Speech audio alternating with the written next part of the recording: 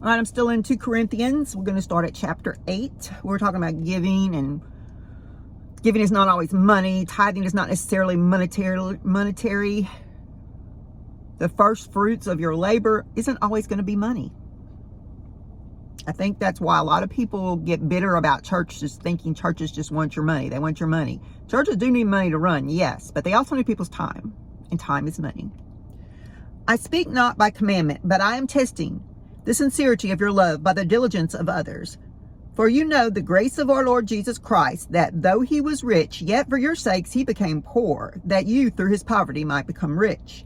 And in this I give advice. It is to you, to your advantage, not only to be doing what you began and were desiring to do a year ago, but now you also must complete the doing of it, that as there was a readiness to desire it, so there also may be a completion out of what you have. For if there is first a will in mind, it is accepted according to what one has, and not according to what he does not have. For I do not mean that others should be eased and you burdened, but by an equality, that now at this time your abundance may supply their lack, that their abundance may also supply your lack, that there may be equality. As it is written, he who gathered much had nothing left over, and he who gathered a little had no lack.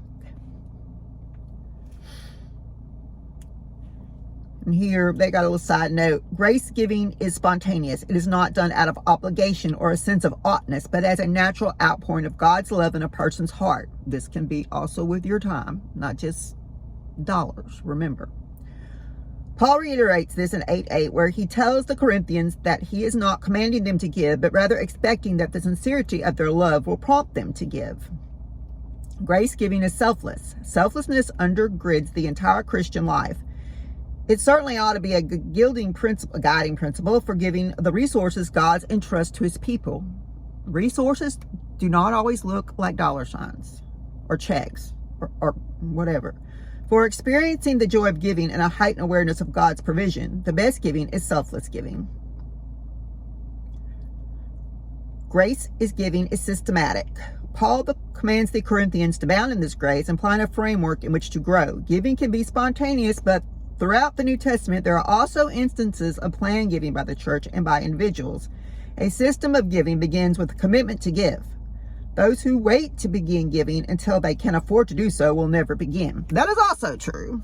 Because technically, and especially in today's society, where it takes 2 incomes to even live, if you have to just kind of plan it in with your bills. But like I said, if there's something going on and you have unexpected expense and you can't give 10% of your income, or you had a reduction in income and you are trying to pay your obligations. Yes, one of your obligations, and there's that word because he said spontaneous, not obligation.